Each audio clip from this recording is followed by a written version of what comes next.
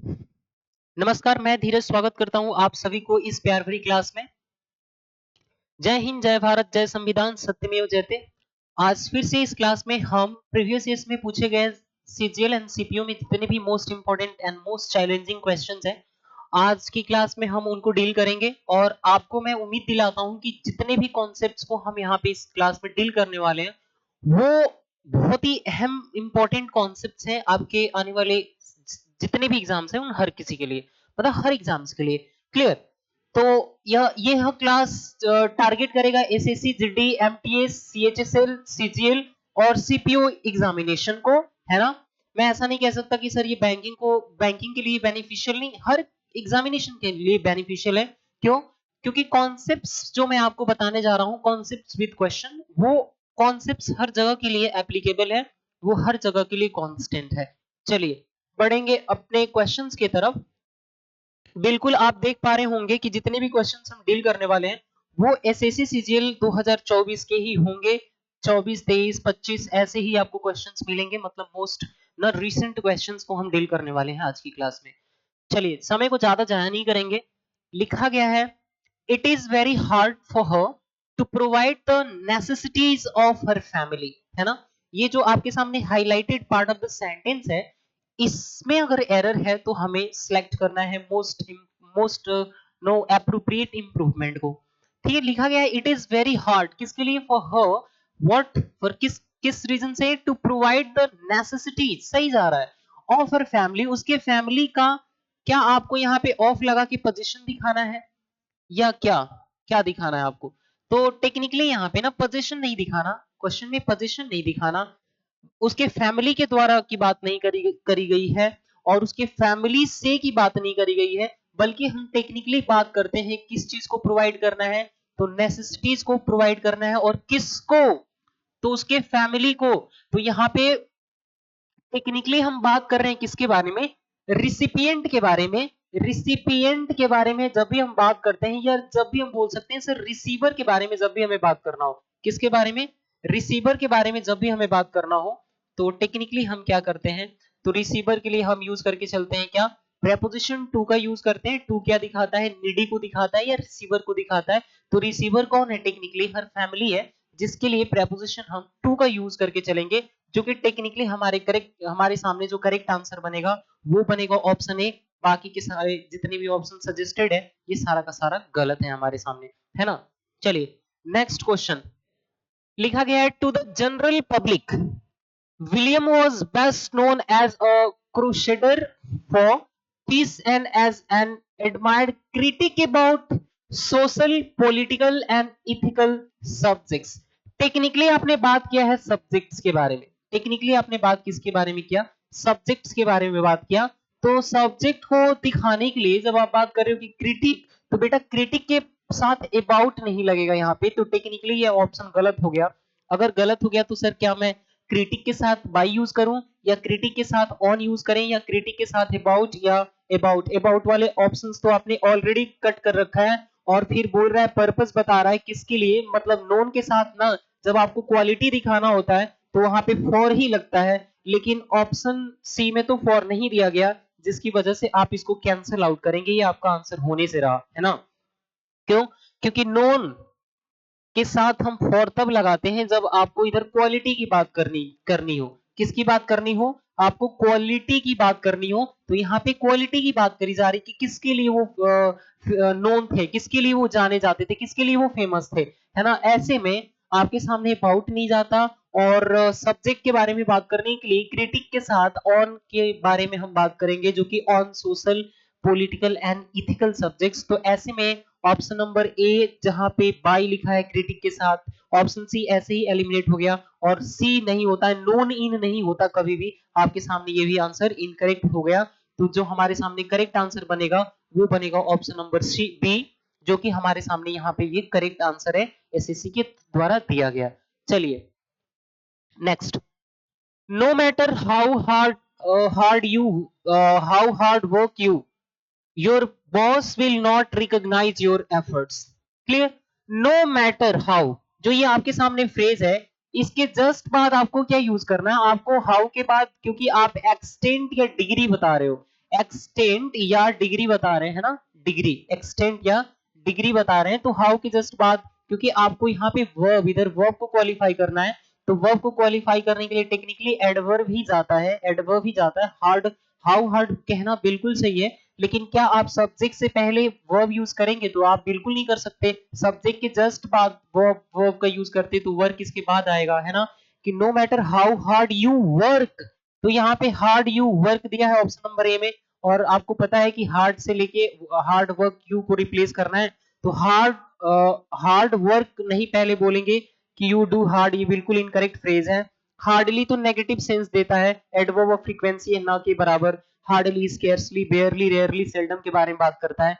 दिया गया highlighted part of the sentence क्योंकि ऑलरेडी इनकरेक्ट है, तो नो सब्स्टिट्यूशन रिक्वायर्ड वाला ऑप्शन कट जाएगा। हमारे सामने जो करेक्ट आंसर बनने का काम करेगा लड्डू, वो बनेगा आपके सामने ऑप्शन नंबर सी, जो कि आप बोलोगे no matter how hard you work your boss will not recognise your efforts, तो ऐसे बोला गया था, है ना। चलिए, ये भी आसान सा प्रश्न है, एसएससी सीजीएल 2024 में पूछा हुआ, तो इजीली आपने ना इसको किया होगा। बेस्ट सा क्वेश्चन है, लिखा है as the rulers of the planet humans like to think that it is the largest creatures that will emerge victorious from the struggle for survival, ये हमारे सामने बोला गया है। And the highlighted part of the जो sentence है, इसमें error नजर आ रहा होगा, अगर नहीं आ रहा तो नो सब्स्टिट्यूशन मार्क करेंगे, पर एक बार वीडियो को पॉज करके आप जरूर कोशिश करेंगे खुद से सॉल्व करने का। अगर होता है तो वेल एंड गुड, नहीं भी होता है तो धीरज सर जैसे ही आप वीडियो को रिज्यूम करेंगे तो वहां पे एक्सप्लेन करते हुए आपको मिलेंगे, है ना। लिखा है as the ruler of the planet humans like to think क्या that it is the largest creatures, largest creatures. अरे भैया कौन सोचता है? तो आपने बोला सर जी ह्यूमन सोचता है। कौन सोचता है? यहाँ पे ह्यूमंस की बात करी गई है। अगर ह्यूमंस की बात करी गई है मेरे लड्डू, अगर ह्यूमंस की बात करी गई है, तो ह्यूमंस के लिए आप इट का यूज थोड़ी करोगे। अरे बाबा इट का यूज नहीं करेंगे सर, ह्यूमन के लिए तो दे का यूज करेंगे, तो दे का यूज करेंगे, नो सब्स्टिट्यूशन, ऐसे ही गलत हो गया। यहाँ पे भी लिखा है it is the most largest. अरे बेटा मोस्ट क्यों? जब लार्ज का सुपरलेटिव डिग्री ऑलरेडी लार्जेस्ट होता है तो इसके पहले मोस्ट क्यों लगाएं? कट गया। और फिर बोल रहा है they are a largest creature है, हमें तो यहाँ पे सुपरलेट, सुपरलेशन करना है, सुपरलेट करना है। सुपरलेट करते टाइम पे सुपरलेटिव डिग्री के पहले डेफिनेट आर्टिकल द का यूज करके चलते हैं, द कट गया, तो वन एंड ओनली जो ऑप्शन नंबर डी है हमारे सामने, इसका करेक्ट ऑप्शन बनेगा, मोस्ट अप्रोप्रिएट ऑप्शन बनेगा रिप्लेस करने के लिए। तो आप बोलोगे ह्यूमंस के लिए कि they are the largest creatures, largest creature that will emerge victorious from the struggle for survival, है ना। ये आपके सामने बेस्ट क्वेश्चन है 2024 में पूछा हुआ सीजीएल एग्जामिनेशन में। तो उम्मीद कर रहा हूं कि आप मार्क करते हुए चलेंगे एक एक चीजों को जो मैं आपके सामने डील कर रहा हूं, बिना बिना किसी ना, आपको एकदम थोड़ा भी नर्वस नहीं होना है। क्वेश्चन अगर मान लो 10 क्वेश्चन आपने किया, उसमें से 2-4 गलत हो गए, बेटा बेटा 2-4 क्वेश्चंस के गलत होने के लिए ना आपको बिल्कुल नर्वस नहीं होना है, आपको बिल्कुल नर्वस नहीं होना है। क्लियर? चलिए नेक्स्ट क्वेश्चन की तरफ हम बढ़ते हैं। अगला लिखा है expert acknowledged, experts acknowledged that some counterfeiting of documents techniques are virtually impossible to detect, उसको डिटेक्ट ही नहीं किया जा सकता। क्या? किस चीज को? एक्सपर्ट ने एक्नॉलेज किया कि कुछ काउंटरफेटिंग ऑफ डॉक्यूमेंट्स को, डॉक्यूमेंट्स को जो टेक्निक है उनका वर्चुअली क्या है, वो इम्पॉसिबल है कि डिटेक्ट किया जा सके, उसको नहीं नहीं कर सकते, है ना। टेक्निकली जब हम काउंटरफेटिंग के बारे में बात करते हैं तो आप ये फियास्को वर्ड नहीं बोल सकते। क्यों? क्योंकि फियास्को का मतलब होता है कंप्लीट डिस्ट्रक्शन, कंप्लीट डिस्ट्रक्शन को बोलते हैं डिस्ट्रक्शन, डिस्ट्रक्शन है ना, डिस्ट्रक्शन मतलब कंप्लीट डिस्ट्रक्शन, कंप्लीट फेलियर को बोला जाता है फियास्को। फियास्को नहीं जाएगा ये हमारे सामने। इम्प्रॉम्प्टू का मतलब होता है without prior preparation, without prior preparation, without prior preparation, preparation. जब जब आप कोई स्पीच डिलीवर करते हैं विदाउट प्रायर प्रिपरेशन, तो उसी को हम इंग्लिश में बोल के चलते हैं इम्प्रॉम्प्टू, जिसको आप एक वर्ड में एक्सटेम्परी भी बोल के चलते हैं। क्या बोल के चलते हैं? आप उसको एक्सटेम्परी भी बोलते हैं, एक्सटेम्परी भी बोलते हैं। तो ये आपके सामने बोला जा सकता है। लास्ट में फ्रेंजी, फ्रेंजी जो वर्ड है ना, इसका क्या मतलब होता है, तो जब व्यक्ति बहुत ज्यादा अनकंट्रोल्ड हो जाता है, जब बहुत ज्यादा एक्साइटेड हो जाता है, अनकंट्रोल्ड हो जाता है, उसके लिए हम फ्रेंजी वर्ड का यूज करते हैं। तो ये भी हमारे सामने ऑप्शन नहीं बनेगा, करेक्ट सी भी नहीं बनेगा। आपके सामने करेक्ट आंसर बनेगा option number B, option number B, जिसका मीनिंग होता है मेरे पुत्र, जिसका मीनिंग होता है आपके सामने फॉल्सिफाइंग। आप बोल के चलोगे फॉल्सिफाइंग of the documents, of the documents है ना, तो फॉल्सिफाइंग ऑफ द डॉक्यूमेंट्स, तो उसी चीज को हम बोल के चलते हैं क्या, फॉगरी बोल के चलते हैं। तो दिए गए ऑप्शंस को हम कैसे करेक्ट करेंगे, आप बोलोगे experts acknowledged that forgery some forgery techniques are virtually impossible to detect. बेहतरीन सा क्वेश्चन था एसएससी सीजीएल में 2024 में इसको पूछा गया था, है ना। उम्मीद कर रहा हूं कि आपने बेहतरीन तरीके से इसको सीखा होगा। एक एक चीजों को आप लिखते हुए चलोगे, एक एक चीजों को आप लिखते हुए चलोगे, मैं उम्मीद करता हूं कि आप एक बेहतरीन सा नोट्स अपने पास रखे होंगे, उसमें चीजों को लिखते हुए चलेंगे, है ना। चलिए, if it had not rained, if it had not rained, आपके सामने बात किया जा रहा है किसके बारे में, तो past hypothetical, hypo hypothetical condition के बारे में बात कर रहे हैं, या पास्ट अनरियल कंडीशन के बारे में बात कर रहे हैं। अनरियल कंडीशन के बारे में हमसे बात किया जा रहा है, और पास्ट के इमेजिनेशन को बताने के लिए हम इफ क्लॉज में पास्ट परफेक्ट टेंस का यूज करते हैं, जहां पे इफ के बाद सब्जेक्ट आएगा और सब्जेक्ट के बाद had and third form of the verb plus object, उसके बाद आपको इधर मॉडल परफेक्ट यूज करना होता है, क्योंकि सब्जेक्ट की शुरुआत आपके सामने पास्ट से हो रही है। तो आगे जो मेन क्लॉज होगा आपके सामने, कौन सा क्लॉज आपके सामने पुत्र, मेन क्लॉज होगा, उस मेन क्लॉज में आपको past perfect model perfect use करना पड़ेगा। और विल का पास्ट फॉर्म आप वुड लिख के चलते हो, जहां पे सेल का पास्ट फॉर्म शुड हो जाएगा, मे का पास्ट फॉर्म क्या हो जाएगा आपके सामने, माइट, और कैन का पास्ट फॉर्म हो जाता है कुड। और इसको मॉडल परफेक्ट में चेंज करने के लिए इनके जस्ट बाद आप have and third form of the verb का यूज करके चलते हैं। तो क्योंकि बताया जा रहा है कि इफ इट हैड नॉट रेन्ड, अगर बारिश नहीं हुई होती, लेकिन बारिश तो हो गई, अजीबोगरीब बात है, क्योंकि बारिश तो हो गई, तो हम पास्ट की इमेजिनरी कंडीशन के बारे में बात कर रहे हैं, हम पास्ट के हाइपोथेटिकल कंडीशन के बारे में बात कर रहे हैं, या हम बोल सकते हैं पास्ट के अनरियल कंडीशन के बारे में बात कर रहे हैं। यहाँ पे पास्ट के अनरियल कंडीशन के बारे में बात करने के लिए इफ क्लॉज में past of the past tense लगेगा, और मेन क्लॉज में हमारे सामने मॉडल परफेक्ट लगता है। और क्योंकि सेंटेंस की शुरुआत ही पास्ट से हो रही है, तो आगे जितने भी यूज होने वाले मॉडल्स होंगे उनका भी पास्ट फॉर्म होना चाहिए। जैसे विल का पास्ट फॉर्म वुड, सेल का पास्ट फॉर्म शुड हो जाएगा, मे का पास्ट फॉर्म माइट होगा, उसी तरीके से कैन का पास्ट फॉर्म कुड हो जाएगा। क्योंकि ये मॉडल्स हैं, और किन्हीं मॉडल के पास जो 13 मॉडल्स होते हैं, उनके जस्ट बाद हमें base form of the verb का यूज करके चलना पड़ता है। इसीलिए आपने यहाँ पे हैव बोला।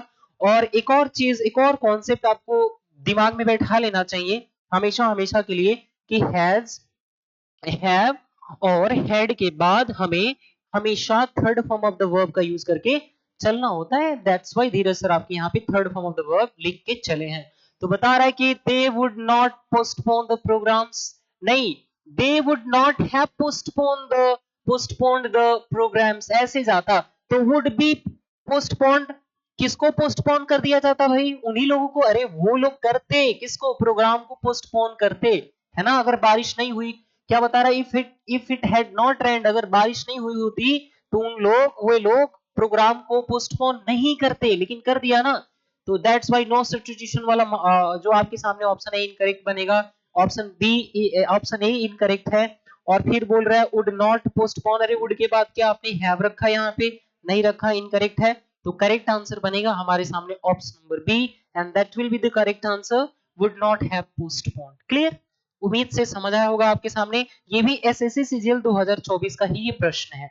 चलिए, लिखा है Shivamani is working as an electrician for the past 22 years, पिछले 22 सालों से वो काम कर रही है, पिछले 22 सालों से वो काम कर रही है। टाइमलाइन पे अगर हम इसको समझे, तो मान लो ये आपके सामने पॉइंट ना, ये आपके सामने ये हो गया, आपके सामने पॉइंट ए, ये पॉइंट बी हो गया, और ये पॉइंट क्या हो गया आपके सामने सी हो गया। किसी भी टेंस का बेस पॉइंट क्या होता है, आप बोलोगे सर जी प्रेजेंट होता है। हम प्रेजेंट से, हम ना टेक्निकली प्रेजेंट से किस में जा सकते हैं, प्रेजेंट से हम पास्ट में जा सकते हैं, और प्रेजेंट से हम किधर जा सकते हैं, हम टेक्निकली फ्यूचर में भी जा सकते हैं ना। तो किसी भी चीज का बेस पॉइंट आपके सामने प्रेजेंट होता है, आप प्रेजेंट से पास्ट में जा सकते हो, आप प्रेजेंट से फ्यूचर में भी जा सकते हैं, है ना।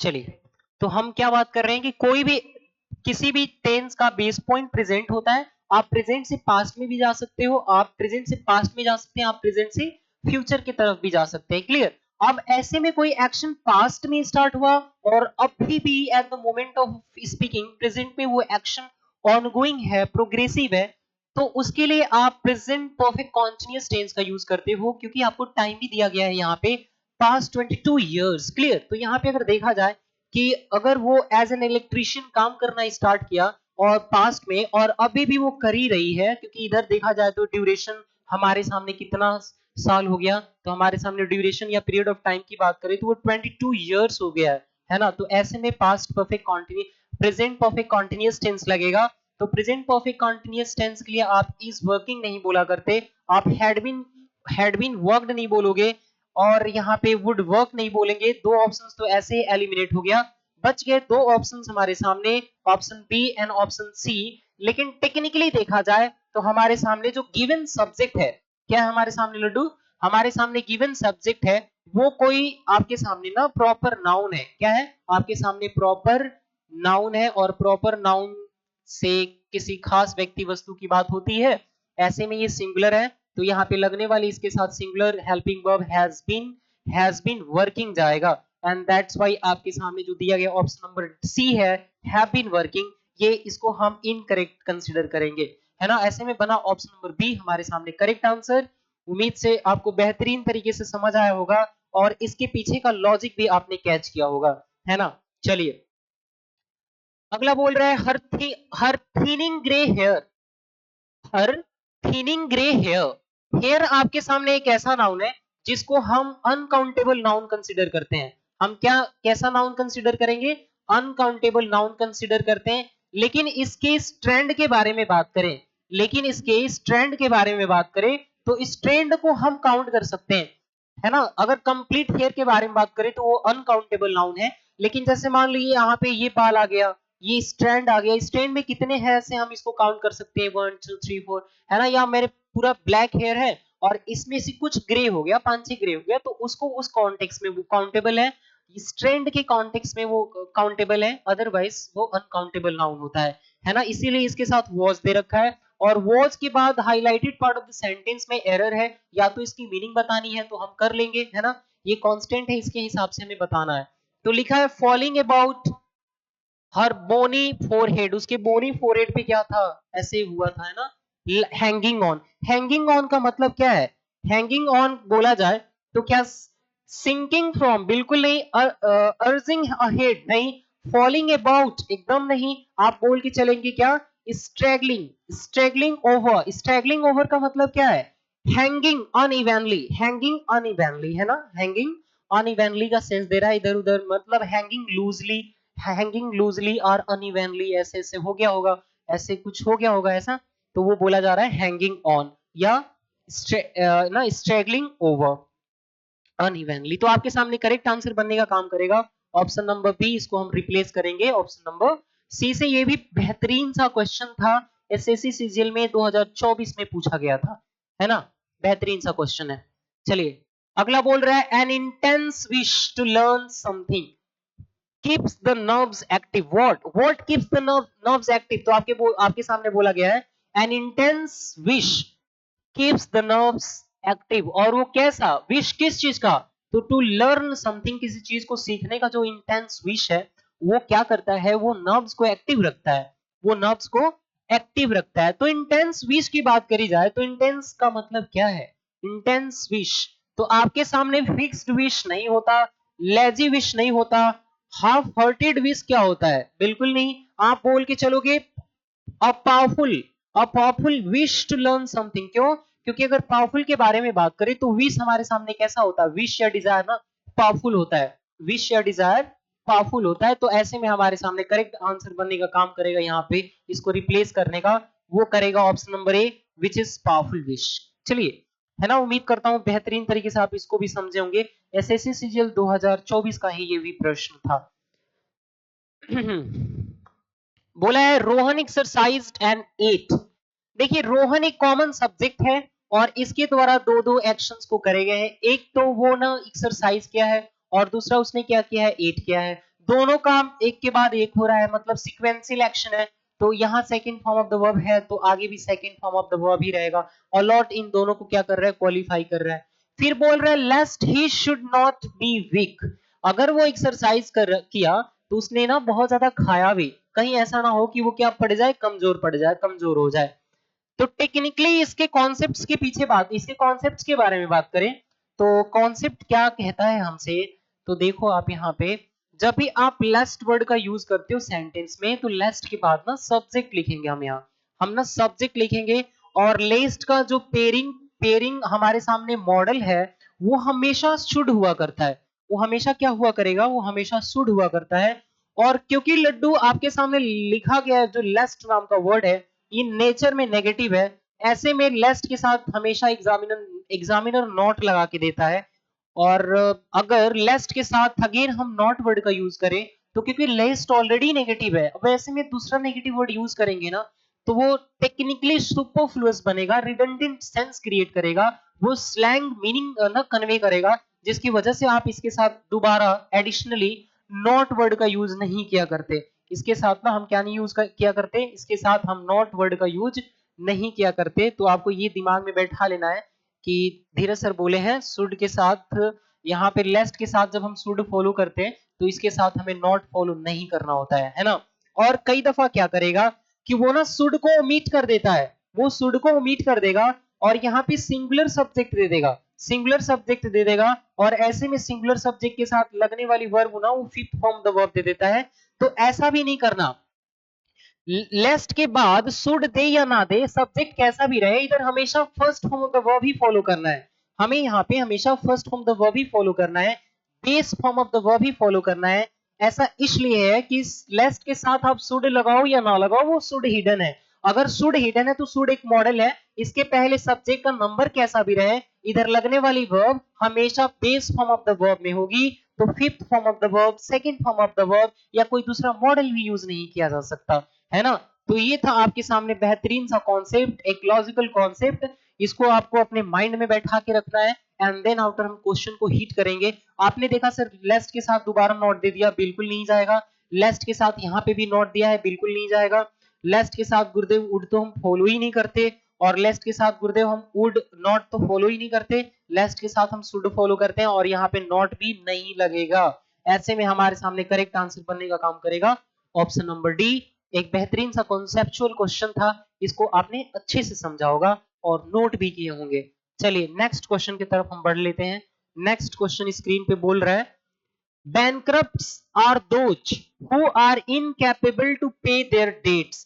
डेप्ट लिखते हैं डेट्स पढ़ते हैं ना, डी साइलेंट होता है जिसकी वजह से डेट्स पढ़ा जाएगा इसको। bankrupts को आप बोल के चलते हो bankrupt is a person or insolvent is a person who is unable to pay his debt back to the bank, तो उसको आप बोल के चलते हो दिवालिया व्यक्ति। तो बैंकरप्ट्स आर दोज, अब दोज यही बैंकरप्ट्स को आगे हमें रिलेट करना है, रिलेट करने के लिए टेक्निकली यहाँ रिलेटिव प्रोनाउन आएगा क्योंकि रिलेटिव प्रोनाउन से पहले आने वाला ये दोज नाम का जो आपके सामने डेमोन्स्ट्रेटिव प्रोनाउन है इसको आगे रिलेट करना है। तो क्योंकि प्लूरल होता है तो आगे लगने वाली वर्ब भी प्लूरल होगी और इनकैपेबल वर्ड को हमें रिप्लेस करना है एक स्टैंडर्ड वर्ड से। तो incapable to pay their dates, incapable के साथ आप टू तो लगाते ही नहीं हो, इनकैपेबल के साथ ऑफ लगेगा, प्रेपोजिशन फिक्स्ड है और फिर टेक्निकली यहाँ पे ना पेइंग लग जाता, incapable of paying their debts, तो बिल्कुल फिट नहीं बैठ रहा है। अगर फिट नहीं बैठ रहा है तो हमें ना इसको रिप्लेस करना ही पड़ेगा। तो आर पावरफुल टू पे डेट्स, नहीं बेटा, पावरफुल के बारे में बात नहीं करेंगे। मीगर का मतलब होता है बहुत ही कम, और कैपेबल आप लगा नहीं सकते, तो ऐसे में आपके सामने करेक्ट आंसर बनेगा ऑप्शन नंबर सी। और इनकम्पिटेंट, इनकम्पिटेंट क्या दिखाता है, तो इनकम्पिटेंट दिखाता है incapable of doing something, incapable of doing something, लेकिन इनकॉम्पिटेंट के साथ टू प्लस वर्ब की फर्स्ट फॉर्म फॉलो करी जाती है। ऐसे में आपके सामने जो करेक्ट आंसर बनेगा वो बनेगा ऑप्शन नंबर सी। इनकॉम्पिटेंट का मतलब आप बोल के चलोगे incapable, incapable, incapable of doing something, incapable of doing something, किसी चीज को करने में वो व्यक्ति असमर्थ है, असमर्थ है, समर्थ नहीं रखता, तो आप बोलोगे incapable of doing something is incompetent, incompetent to pay their debts. ये भी एसएससी सीजीएल का एक 2024 में जो ये प्रश्न पूछा गया है, बेहतरीन सा प्रश्न था, मुझे बेहतरीन लगा, इसलिए मैंने आपके समक्ष लाया इसको। अगला, अगला बोल रहा है select the option that can substitute और replace the bracketed word correctly and complete the sentence, और सेंटेंस को कंप्लीट कर सके, यही आपके सामने ना ब्रैकेटेड वर्ड है।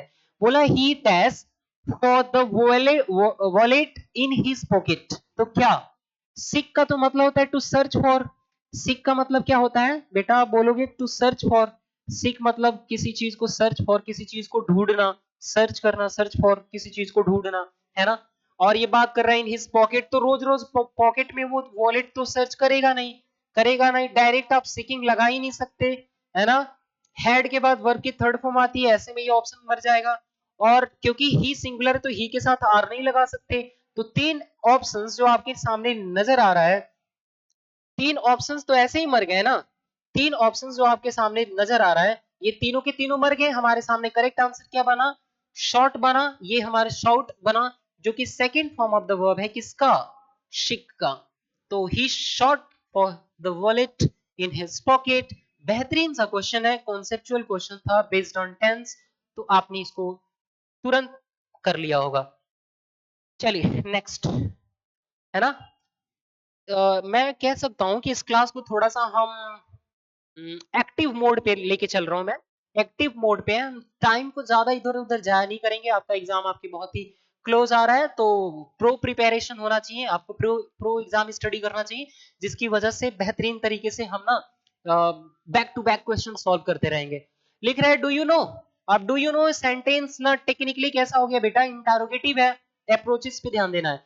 टेक्निकली ना ये क्या आपके सामने इंटारोगेटिव है। नो, ये जो वर्ड है नो एक ट्रांजिटिव, यहाँ पे हम बोल सकते हैं कि सर ये ट्रांजिटिव वर्ब है, और इसको ना ऑब्जेक्ट की रिक्वायरमेंट होगी। अगर बेटा ऑब्जेक्ट के प्लेस पे एक नाउन ना आके पूरा का पूरा अगर नाउन फ्रेज या नाउन क्लॉज है, टेक्निकली यहाँ पे आपके सामने कंजंक्शन दिख गया, सब्जेक्ट दिख गया, वर्ब दिख गया, तो आप इसको नाउन फ्रेज नहीं, आप इसको नाउन क्लॉज बोलेंगे।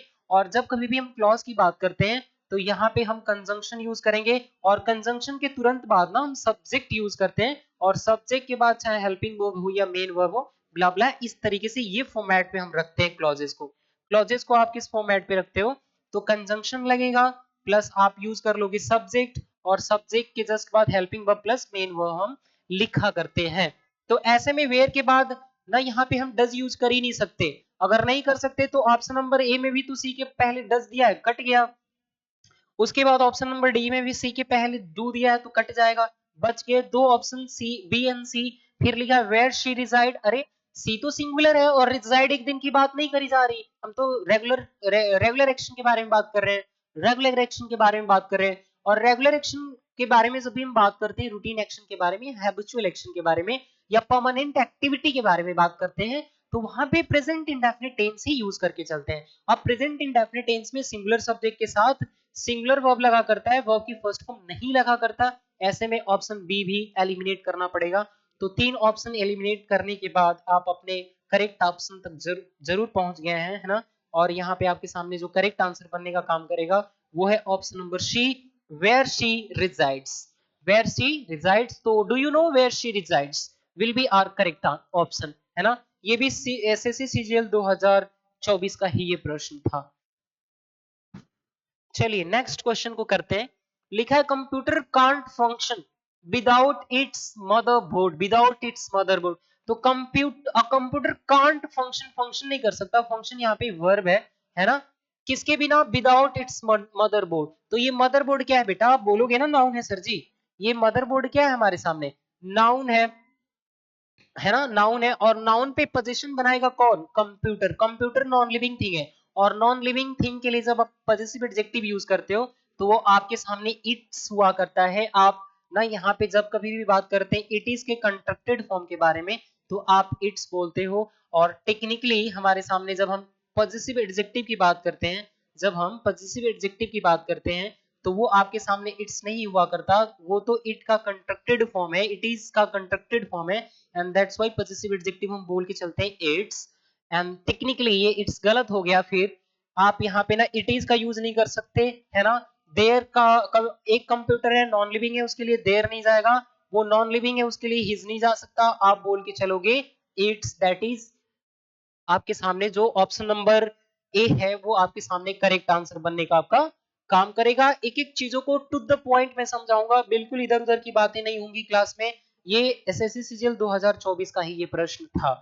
नेक्स्ट लिखा है transnational linkages, for example sever the nation states integrity and corrupt state society relation, इसको हमें रिप्लेस करना है। तो बात कर रहे हैं सेवर नेशन स्टेट्स इंटीग्रिटी। अब इंटीग्रिटी की बात करें बेटा तो डाइवर्जेंस तो हम नहीं बोल सकते हैं, और करप्ट कहीं भी रिलेटिविटी से मतलब नहीं है। बोले कोहेशन इन रोड तो बिल्कुल शायद हो सकता है। बोला इंटीग्रिटी तो सेवरेंस एंड रिवोल्यूशन, करप्ट का रिवोल्यूशन से कोई लेना देना नहीं है।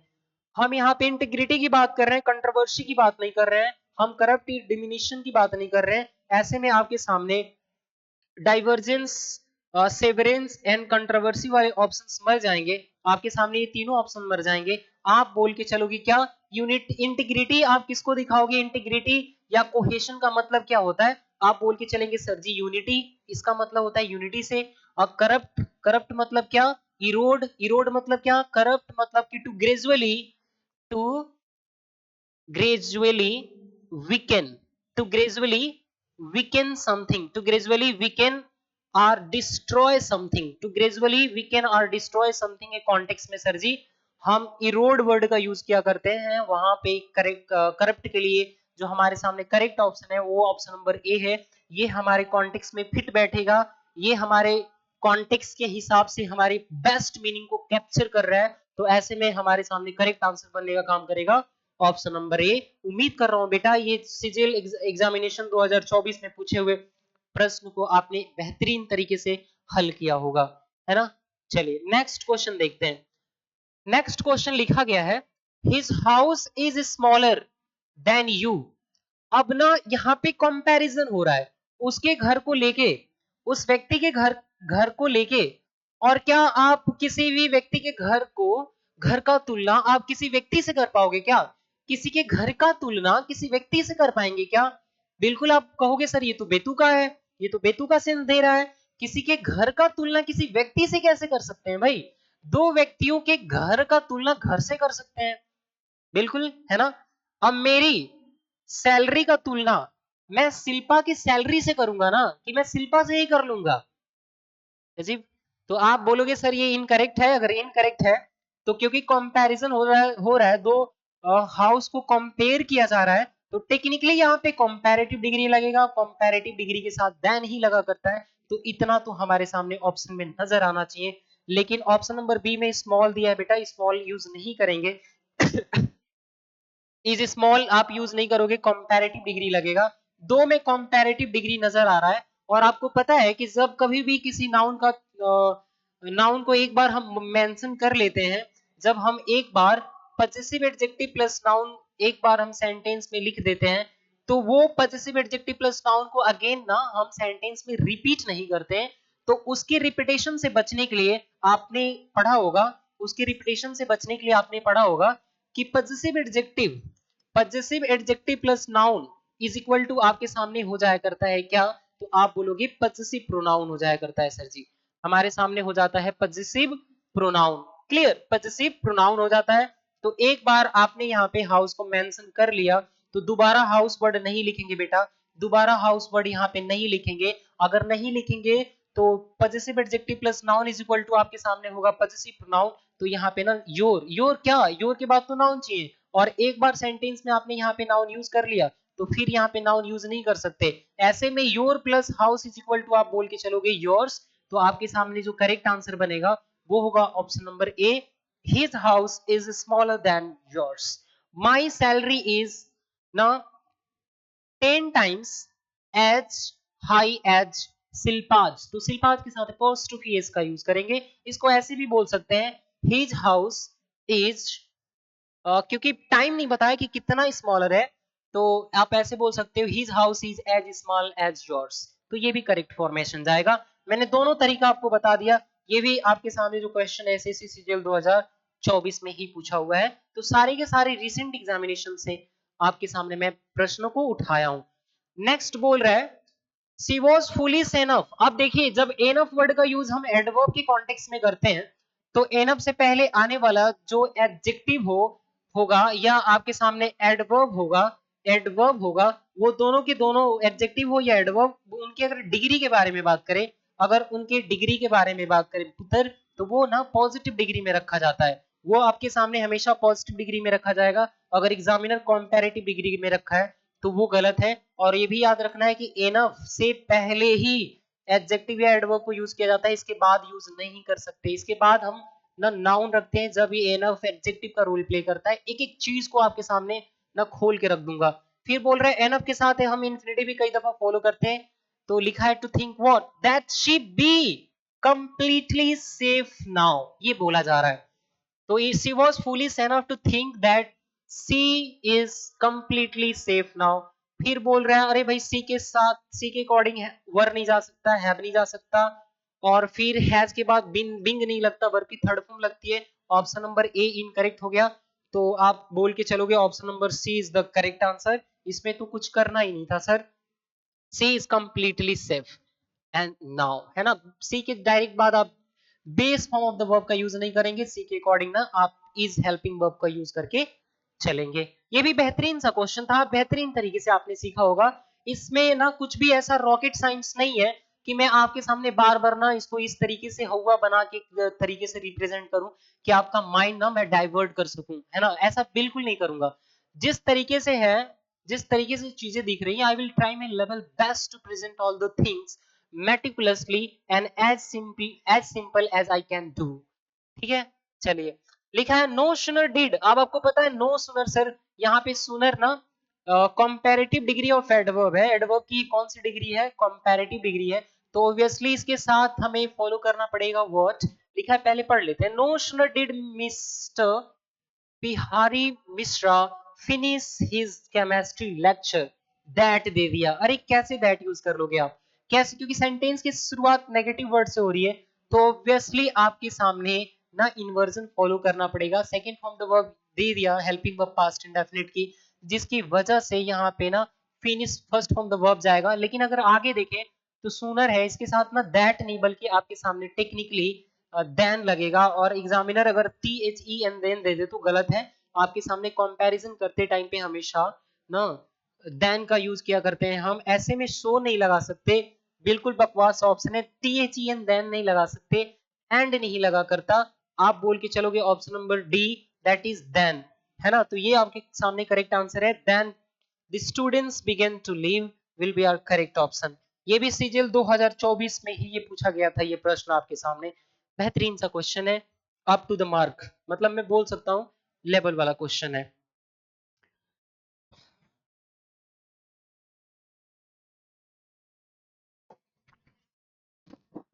चलिए अगला प्रश्न बोल रहा है संत हैज जस्ट अराइव्ड, मतलब राइट नाउ इन माई शोर ऑन ट्रांसफर। फिर बोल रहा है सेमी कॉलन के बाद ही request his friend Raghu to help him find. To help, help आपके सामने यहाँ पे पॉजिटिव वर्ब है, और जब इसका यूज एक्टिव वॉइस में होता है तो इसके बाद ना ऑब्जेक्ट आएगा, और ऑब्जेक्ट के बाद base form of the verb मतलब first form the verb, find an appropriate location, find an appropriate location, क्या जब संत माइशोर पहुंचा तब उसने अपने दोस्त को रिक्वेस्ट करता है कि रघु, वो ताकि रघु को रिक्वेस्ट करता है कि वो उसे हेल्प करे, क्या किसके लिए, तो फाइंड एन एप्रोप्रिएट लोकेशन, उसके लिए कि एप्रोप्रिएट लोकेशन फाइंड आउट करे।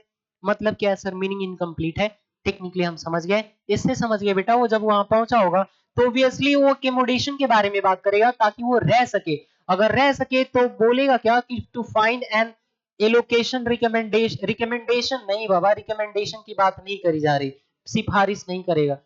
अ रेंटेड एकोमोडेशन शायद हो सकता है, अ प्रॉपर जंक्शन नहीं, जंक्शन नहीं, अ सुटेबल इलेवेशन बिल्कुल नहीं, आप बोल के चलेंगे क्या, अ रेंटेड एकोमोडेशन, ताकि वो रह सके, रेंट पे भाड़ा पे लेके और वहां पे वो ठहर सके।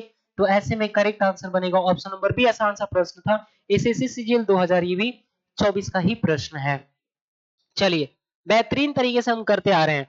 क्वेश्चन नंबर 20 में बोल रहा है, this book giving us much information about our freedom fighters who lost their lives while serving our motherland. बात किया जा रहा है यहाँ पे highlighted part of the sentence के बारे में बात करें तो ये जो बुक है, मान लो एक्स वाई जेड जो कुछ भी जिस किसी भी बुक के बारे में बात करो टेक्निकली डेमोन्स्ट्रेट करके कि ये वाली बुक, अरे तो ये वाली बुक है तो इंफॉर्मेशन देती है फ्रीडम फाइटर के बारे में, तो एक दिन की तो बात करी नहीं जा रही, एक दिन की तो बात करी नहीं जा रही, मैं ऐसे कैसे बोल दूंगा कि newspaper gave us information or newspaper told us about the events that happened all over the world। अरे एक दिन थोड़ी ना बताता है, वो तो रोज बताएगा, परमानेंट एक्टिविटी है सर, परमानेंट एक्शन है, और परमानेंट एक्शन के बारे में बात करें तो प्रेजेंट इंडेफिनिट टेंस फॉलो करते हैं, ये बुक एक दिन की बात नहीं करी जा रही, वो हमेशा देती है, तो देती है बेटा तो प्रेजेंट इंडेफिनिट टेंस लगेगा बुक के अकॉर्डिंग, आप यहाँ पे ना गिव्स बोल के चलेंगे। और एक और चीज मैं बता दूं, इंफॉर्मेशन आपके सामने अनकाउंटेबल नाउन है, इंफॉर्मेशन आपके सामने अनकाउंटेबल नाउन है, और अनकाउंटेबल नाउन की क्वांटिटी को दिखाने के लिए आप मच वर्ड यूज किया करते हैं, मेनी यूज नहीं करते, मेनी ना इनडेफिनिट न्यूमरल एडजेक्टिव है, वो नंबर के बारे में बात करेगा, तो क्योंकि इंफॉर्मेशन अनकाउंटेबल नाउन है तो मेनी मेनी तो वर्ड यूज नहीं कर सकते, दो ऑप्शन ऐसे एलिमिनेट हो गया, गिव गिव्स की तो यहाँ बात ही नहीं खत्म हो गई है ना, और क्योंकि हमारा सब्जेक्ट सिंगुलर है तो हम गिव वर्ड का यूज कर ही नहीं सकते, तो आपके सामने जो वन एंड ओनली आपका करेक्ट आंसर बनेगा वो बनेगा option number D, it will now fit to the context and will capture the complete meaning and will convey the best meaning, है ना, जो आप बोलना चाहते हैं। इसको भी एसएससी सीजीएल 2024 का ही ये प्रश्न है, मतलब ना 2024 में ही इसको पूछा गया था, बेहतरीन सा क्वेश्चन था, इसमें तो कोई दिक्कत ही नहीं है, तो इसमें ज्यादा रायता फैलाएंगे नहीं। बोल रहा है द फूड, कौन सा, the food intolerance industry has grown dramatically in the previous decade, क्या चिपली बिकॉज ऑफ अ बूस्ट, बढ़ोतरी की वजह से इन कोलिक एंड क्रॉन्स डिजीज, जैसे क्रॉन्स डिजीज आप बोल के चल सकते हो, no ulcerative colitis, Crohn's disease जहाँ पे अल्सर्स हो जाते हैं पेट में ना, इन्फ्लेमेटरी बाउल डिजीज के बारे में जब भी हम बात करने लगे तो उसी को हम बोल के चलते हैं क्रॉन्स डिजीज, क्रॉन्स डिजीज है ना, तो इंटेस्टाइनल प्रॉब्लम होती है, आपके सामने लार्ज इंटेस्टाइन्स में अल्सर्स, छाले पड़ जाते हैं, कांस्टेंट बेसिस पे ये ना बोल के चल सकते हैं सर, वहां पे इरिटेशन होता है, कोलाइटिस, कोलाइटिस यहाँ पे ऐसे बोल के चलेंगे, कोलाइटिस, कोलाइटिस बोल के चलते हैं, कोलन में होता है और टिस का मतलब क्या, इरिटेशन, इरिटेशन हो जाता है, तो उसको क्रोन्स या क्रॉनिक डिजीज भी कई दफा बोला जाता है। Disease cases as well as increasing awareness among health conscious clients, है ना, तो क्या cheaply because of a boost in, या contextually because of a spark, no, pretty much entirely because of a boil down, अरे क्या बोल रहा है ये तो हमसे, ये तो इनकरेक्ट हो जाएगा, ये बिल्कुल हमारे सामने ऑप्शन पढ़ने के लायक नहीं है, casually due to a growth in, no, owing primarily to a rise in coeliac and Crohn's disease, ये आपके सामने ना बेस्ट ऑप्शन बनेगा, हम प्राइमरली बात कर रहे हैं है ना, तो जो ये ऑप्शन बनेगा हमारे सामने करेक्ट आंसर बी डी बनेगा, इसको भी एसएससी सीजीएल 2024 में ही पूछा गया था, तो बेहतरीन सा ये प्रश्न है, दावे के साथ कहा जा सकता है। अगला अगला बोल रहा है aesthetic value is specifically a way in which we can get positive conclude value from the world at large. तो बोल रहा है aesthetic value is specifically a way, एक तरीका है जिसमें जिस तरीके से we can get positive. Conclude तो वर्ब है भाई, कंक्लूड तो वर्ब है और आपने ऑलरेडी गेट वर्ब यूज कर लिया, इसको क्या चाहिए, ऑब्जेक्ट चाहिए, तो बोल रहा है पॉजिटिव और पॉजिटिव डैश वैल्यू। अब ये वैल्यू नाउन है, नाउन को क्वालिफाई करने के लिए टेक्निकली यहाँ पे वर्ब नहीं आपके सामने एडजेक्टिव होना चाहिए। अगर एडजेक्टिव होगा तो इसको इनकरेक्ट मानेंगे और इनकरेक्ट मानेंगे, इसलिए नो सब्स्टिट्यूशन रिक्वायर्ड वाला ऑप्शन ही नहीं है। क्यों? क्योंकि गलत है। तो can get positive convalescent value, no बिल्कुल नहीं। Can get positive convulsive convulsive convulsive value, no. Convulsive का मतलब होता है ऐठन, कन्वल्सिव का मतलब होता है ऐठन, कन्वल्जन, जहां पे ना व्यक्ति का बॉडी ऑटोमेटिकली उसके ब्रेन के नर्व्स काम करने लगते हैं। कई बार वो हाथ कभी ऐसे मोड़ देगा, गर्दन कुछ ऐसे मोड़ देगा। क्यों? क्योंकि वहां पे उसको ना इपिलेप्सी होती है, जिसको आप मिर्गी भी बोल के चलते हैं, तो वो उसको हम बोलते हैं कन्वल्सिव, है ना, कन्वल्जन, मरोड़, ऐठन आ जाता है। फिर बोल रहा है can get positive contrastive value, no.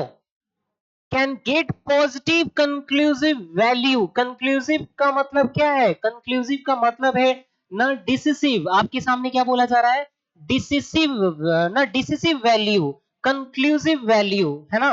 तो आपके सामने जो डिसिसिव वैल्यू, कंक्लूसिव वैल्यू के बारे में बात कर रहे हैं from the world at large. तो करेक्ट आंसर बनने का काम करेगा ऑप्शन नंबर सी, जो कि आपका करेक्ट आंसर है। एसएससी सीजीएल 2024 में ही इसको भी पूछा गया है। मैं बार बार हर एक क्वेश्चन के साथ में बताता हूं ताकि आपके माइंड को हिट करे कि सर ये जितने भी क्वेश्चंस है ना हमारे लिए क्या वैल्यू रखता है, हम इससे क्या सीख सकते हैं, हम इससे अपने आप को ना परख सकते हैं कि हमारा लेवल क्या है, हमें अभी कहां तक प्रिपरेशन करने की नीड है। क्लियर? ये क्वेश्चंस आपको बताएंगे। अगला लिख रहा है Ranjit Ranjit failed in all his exams as he had been addicted of social media addicted as he had been addicted of social media। बेटा सारे के सारे ऑप्शंस में एक बार आप ना खुद देख लो, एक बार आप ना खुद देख लो क्या लिखा है। सारे के सारे सारे ऑप्शंस में आपके सामने यहां तक पार्ट बिल्कुल सही है, गलत और या वेरिएशन देखने को मिल रहा होगा आपके सामने। Addicted at, addicted in, addicted on या एडिक्टेड टू, क्या लगाओगे, कैसे करेंगे सर इसको?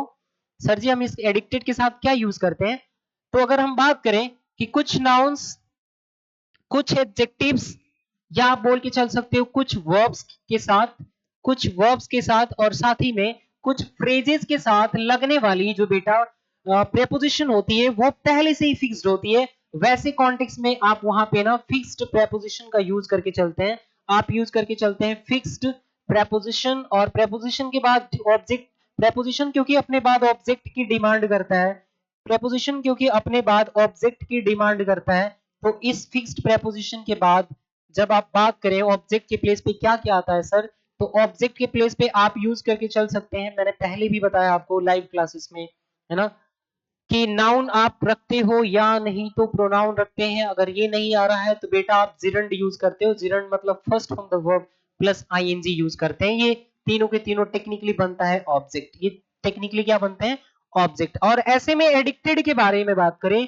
तो आप ना एडिक्टेड टू यूज करते हैं, addicted to, devoted to, devoted to, addicted to, ना ओइंग टू आप बोल के चल सकते हैं क्या, owing to, due to, due to, taken to, है ना, आप बोल के चल सकते हो टेकन टू, टेकन टू, ना गिवन टू आप बोल के चल सकते हैं, गिवन टू आप बोल सकते हो, प्रॉन टू, प्रॉन टू, है ना। उसी तरीके से आप बोल के चल सकते हो with a view to, with a view to, in addition to, अरे क्या हो गया भाई इसको, इन एडिशन टू आप बोल के चल सकते हैं, बिल्कुल इन एडिशन टू आप बोल के चल सकते हो, एवर्स टू, एवर्स टू आप बोल के चल सकते हो, है ना। तो इस तरीके के वर्ड्स के बारे में बात करें, मैं तो बोर्ड भर दूं, आपको याद भी रखना है, मैं तो बोर्ड भर दूं पर आपको ना याद भी रखना है तो फिर बात करेंगे अपने क्वेश्चन के बारे में। तो सर यहाँ पे ना ऑप्शन नंबर सी में इन दे रखा है, नहीं जाएगा।